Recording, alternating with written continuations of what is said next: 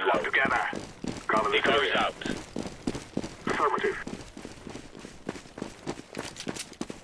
Deploying decoy.